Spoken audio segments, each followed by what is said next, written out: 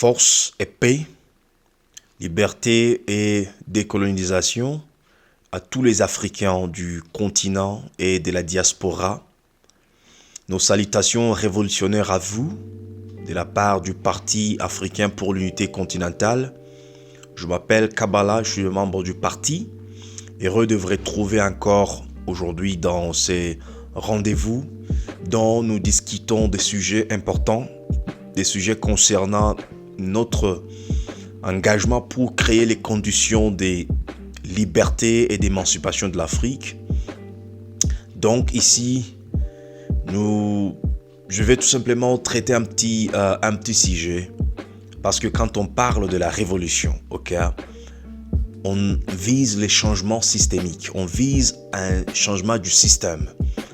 On ne peut pas parler de la révolution en étant dans un même système dans lequel nous sommes en train de naviguer, qui nous crée beaucoup de problèmes, beaucoup de précarité, beaucoup de conditions de souffrance et consorts. Mais plutôt, on vise un changement systémique, et c'est ça qu'on appelle la révolution. Trop souvent, les gens pensent que la révolution va se faire dans la rue. La révolution consiste à descendre dans la rue, à protester, à brûler des voitures et faire toutes ces démonstrations qu'on a l'habitude de voir dans des rues. Ce n'est pas ça la révolution, ça c'est un mouvement de proteste. Et chaque mouvement de proteste se base souvent en posant des demandes. Comment je peux dire ça mieux? Chaque mouvement de proteste fonctionne en termes de demandes.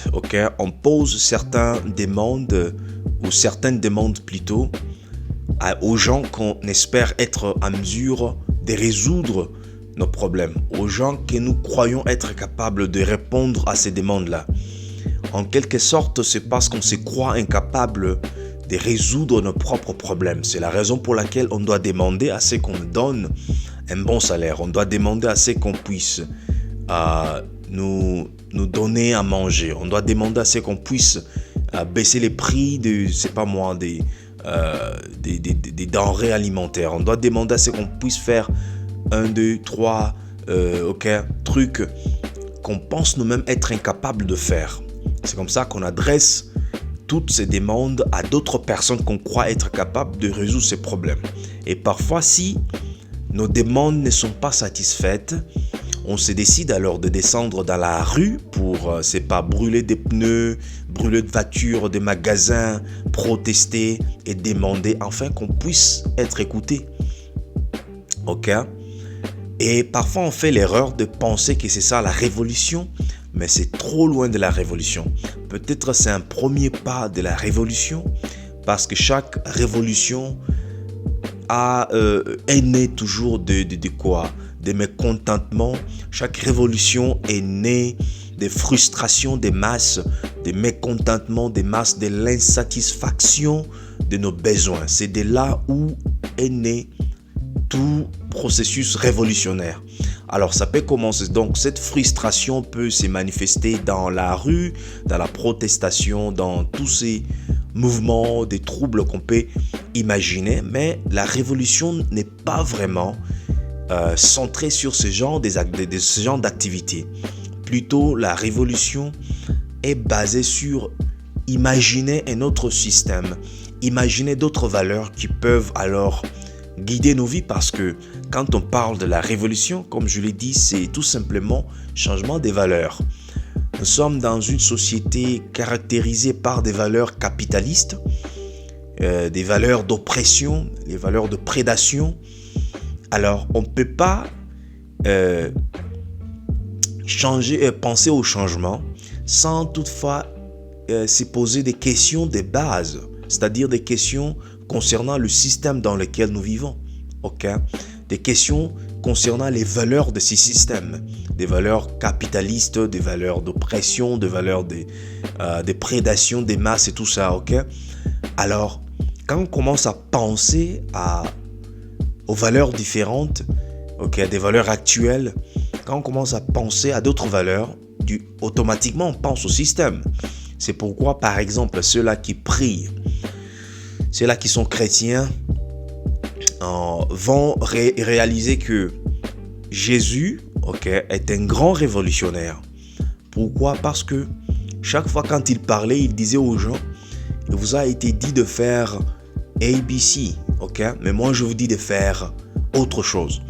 Par exemple, il vous a été dit de vous laver les mains avant de manger, mais moi je vous dis que vous pouvez même manger sans vous laver les mains, parce que ce qui suit l'âme de la personne, ce n'est pas ce qui entre, mais plutôt ce qui sort de la personne. Ce qui suit la personne, en fait, c'est ce que la personne expose au public comme caractère, comme habitude, comme action. C'est cela, qui détermine la personne, mais pas vraiment ce qui entre dans la bouche. Parce que ce qui entre dans la bouche est purifié et jeté encore dehors. Donc, cela veut dire que Jésus était un grand révolutionnaire. Il disait aux gens, il vous a été dit de ne pas travailler les samedis, mais moi je vous dis de faire de bonnes choses chaque jour, y compris les samedis. Et c'est ça le changement des valeurs. Donc il vous a été imposé un certain nombre de valeurs, mais moi je vous dis d'échanger ces valeurs, d'adopter des valeurs différentes. Et c'est ça la révolution. Il nous est souvent dit, par exemple, qu'on doit militer, qu'on doit travailler pour développer nos pays, que vous soyez en RDC, que vous soyez au Ghana, que vous soyez au Burkina Faso, Togo, je ne sais pas moi quel enclos colonial dans lequel vous vous retrouvez, vous êtes en train de travailler peut-être, ou vous êtes en train de prier ou de vous imaginer un instant dans une situation qui permet à ce que votre pays bien-aimé, qui est en réalité un enclos colonial, puisse se développer. Mais posons quelques secondes. Posons-nous ici et essayons un peu de répondre à une question. En réalité, est-ce que ce que nous avons besoin en tant qu'Africains, c'est le développement ou c'est la liberté? Parce qu'il faut répondre bien à ces questions. Si on répond bien à ce genre de questions, on est capable de poursuivre de bons objectifs. Mais si on ne répond pas bien à ce genre de questions, on a aussi la chance de poursuivre des mauvaises, des mauvais objectifs, qui peuvent pas nous permettre d'aboutir là où nous sommes censés partir ou d'atteindre des objectifs, des résultats que nous cherchons. Une personne qui est dans une prison, qui est privée de sa liberté, ne peut pas militer pour le développement ou pour, la modernisation. Alors, ça sera peut-être la modernisation de sa prison ou le développement de sa prison pendant qu'il est toujours en prison, n'est-ce pas? Par contre, ce qu'une telle personne doit chercher, c'est d'abord la libération, la liberté et son émancipation. Parce que quand on est libre, le développement automatiquement s'impose. Le développement ne demande pas certains exercices, c'est pas moi de quelle sorte. Parce que les plantes dans la forêt ne demandent pas que quelqu'un puisse aller leur enseigner comment se développer. Des poissons dans l'eau ne cherchent pas que quelqu'un puisse aller les enseigner comment se développer, tout comme les oiseaux. Donc, chacun de chacune de ces créatures a tout simplement besoin de se retrouver dans un endroit propice à son développement. Et une fois que les poissons se trouvent dans l'eau, c'est un environnement codé pour son développement, les poissons vont automatiquement se développer. On n'a pas besoin d'autres efforts superficiels ou quoi que ce soit. Une fois qu'une plante se trouve dans un endroit bien, la plante va se développer. Pendant qu'il y a de l'eau, il y a l'oxygène, il y a tout ce que la plante a besoin, la plante va croître. C'est la même chose avec nous en tant que les humains. On a besoin d'être dans une circonstance ou dans un environnement qui est bien codé à notre développement humain plutôt, et nous allons automatiquement nous développer. Mais quand nous nous retrouvons dans un environnement qui est donc codé à notre sous-développement, qui est codé à notre appauvrissement, qui est codé à notre empoisonnement moral, un environnement qui est codé à nous affamer, bon, ça devient un problème. Donc du coup, la première solution, ce n'est pas même le développement, c'est d'abord la liberté. C'est libérer de ces conditions-là qui nous appauvrissent, de ces conditions-là qui nous affament, de ces conditions-là qui nous créent tous ces problèmes que nous avons. Et quand nous sommes libérés de ces conditions-là, hégémoniques automatiquement, donc le développement ou la croissance, comme je l'ai dit, c'est un processus naturel qui doit se mettre en place quand nous sommes dans un endroit normal. Voilà, donc c'est ça. Donc aujourd'hui, il n'est pas question vraiment en Afrique de parler du développement, parce que quand on parle du développement, on oublie le vrai combat qui est le combat de liberté et d'émancipation de l'Afrique. Il faut comprendre que depuis l'époque coloniale jusqu'à présent, la situation de l'Afrique n'a pas changé. C'est la raison pour laquelle nous parlons du contexte actuel. Nous l'appelons le néocolonialisme. Néocolonialisme qui signifie tout simplement un nouveau mode du colonialisme, ou je vais dire une nouvelle façon, une nouvelle formule des colonisations. Ok? Donc, ce qu'il faut chercher aujourd'hui, c'est d'abord se décoloniser, ok, de ces contextes actuels. Et je vais dire la première décolonisation, en fait, c'est la décolonisation mentale des Africains. Et quand on est libéré mentalement, on verra maintenant qu'on est capable de faire beaucoup de choses. Parce qu'aujourd'hui, on pense qu'on n'est pas capable de faire beaucoup de choses tout simplement parce que nos institutions, nos pensées sont encore colonisées.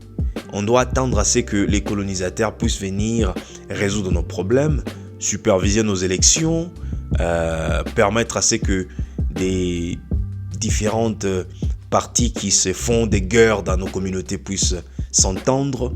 Donc on met toute cette responsabilité sur le dos, je vais dire, on met cette tâche dans le main du colonisateur, de l'oppresseur, en oubliant que c'est lui-même qui crée des conditions actuelles, parce qu'il dépend justement de ces conditions pour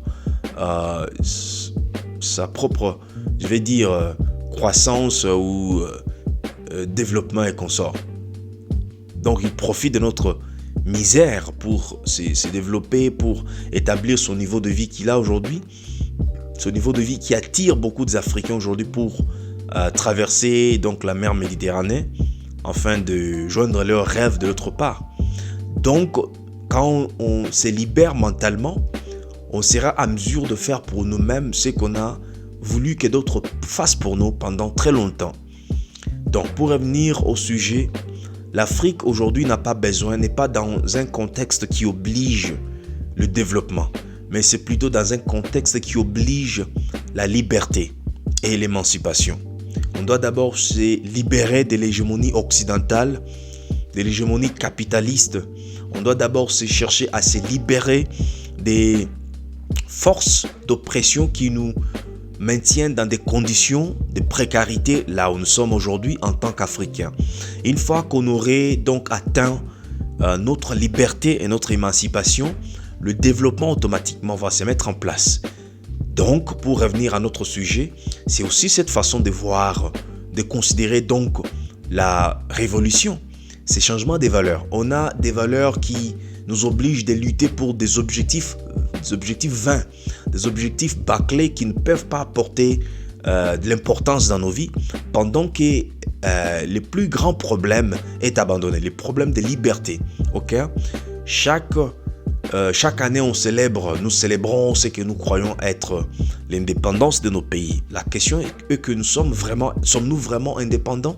Ça fait maintenant plus de 60 ans. Pourquoi il y a tant de précarité pendant que nous vivons dans des pays qui sont riches, pays qui ont d'énormes ressources naturelles, mais on parle de peuples très pauvres, de peuples démunis des moyens rudimentaires de vivre. Ça n'a pas de sens, tout simplement parce que nous vivons dans un enclos colonial, nous vivons dans un système, dans une prison coloniale. Alors la révolution consiste à ce que nous puissions changer notre paradigme de combat. Ce n'est pas le développement qui doit entraîner le jeune dans la rue pour se faire tirer dessus par, les forces de l'ordre et puis mourir comme ça pour des objectifs bâclés. Non, c'est plutôt la liberté qui est très importante. Et cette liberté ne consiste pas à se battre contre l'élite africaine qui est d'ailleurs au service de l'élite occidentale, transnationale, capitaliste du monde. Okay? Donc, nous devons mettre en place des mécanismes qui nous permettent de nous libérer tout d'abord de l'hégémonie occidentale. Une fois que nous sommes libérés de l'hégémonie occidentale, l'élite africaine c'est un petit problème. Certains vont fuir d'eux-mêmes pour aller joindre leurs maîtres en Europe, ok? Et d'autres directement vont absolument quitter leurs fonctions parce que quand nous nous organisons, nous serons une menace pour une élite corrompue d'ailleurs. Parce qu'il faut comprendre les contextes actuels du leadership en Afrique. Le contexte actuel est que quand vous êtes un leader, vous vous retrouvez dans un environnement de terreur. Donc la terreur créée et maintenue par l'Occident, y compris les États-Unis d'Amérique, la France et l'Angleterre. Cette terreur consiste à effrayer les leaderships africains et faire penser à nos leaders que s'ils ne travaillent pas pour l'Occident, ils seront éliminés. Comme par exemple Sankara, Lumumba, Kabila ont été éliminés, ok? C'est ça l'idée qui domine la pensée de nos leaders. C'est pourquoi, même quand ils nous promettent beaucoup de choses dans les élections, ils partent dans des bureaux, quand ils prennent les fonctions, ils font totalement autre chose parce que ils ont pris conscience du contexte de la réalité. C'est parce qu'ils ont peur. Le contexte c'est qu'ils ont peur, ok, de l'Occident. C'est que l'Occident peut faire d'eux s'ils ne travaillent pas pour l'Occident. Et nous nous retrouvons déçus. Des promesses qu'ils nous ont promises ne sont pas satisfaites et tout ça. Et la meilleure façon de corriger ces problèmes, comme je l'ai dit, c'est nous libérer. Quand on se libère avec des organisations. On doit s'organiser, c'est ça le premier pas pour acquérir notre liberté. Et quand on s'organise, on sera aussi une sorte de menace pour des leaders qui sont corrompus, pour des leaders qui sont en place.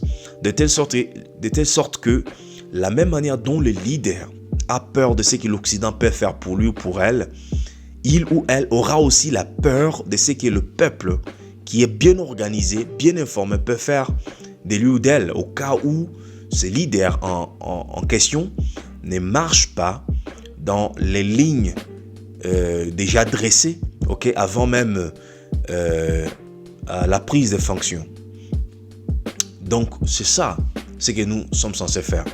Et ces combats révolutionnaires ne consistent pas seulement ceux qui ont envie d'entrer dans la politique. Ça concerne nous tous, les Africains intéressés à l'avenir de l'Afrique. Nous devons bâtir des bases organisationnelles qui vont nous permettre à ériger aussi une sorte de menace pour des leaders qui veulent se faire corrompre par l'Occident.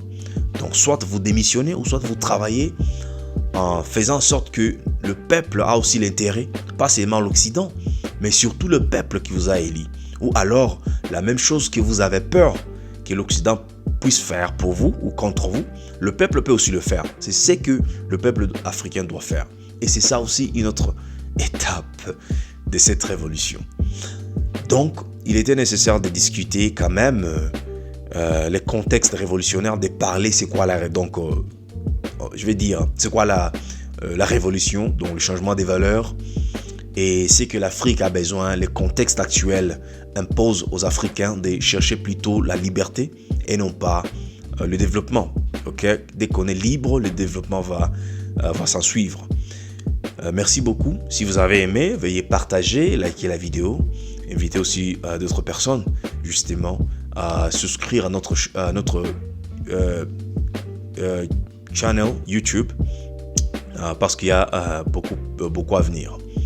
Merci beaucoup. Si vous avez 2 chemises, vous allez vendre une et acheter votre épée parce que c'est les temps de la révolution. Et cette révolution n'est plus dans les rues, comme je l'ai dit avant. Cette révolution est d'abord dans dans la tête. Parce que si la pensée de l'homme n'est pas sous le contrôle de cet homme-là, cet homme est tout simplement un instrument que l'oppresseur va utiliser pour opprimer la même personne et opprimer son peuple. Force et paix à vous tous, les Africains du continent et de la diaspora. Et liberté et émancipation à nous tous. Merci beaucoup pour votre temps et votre attention. Rendez-vous à la prochaine.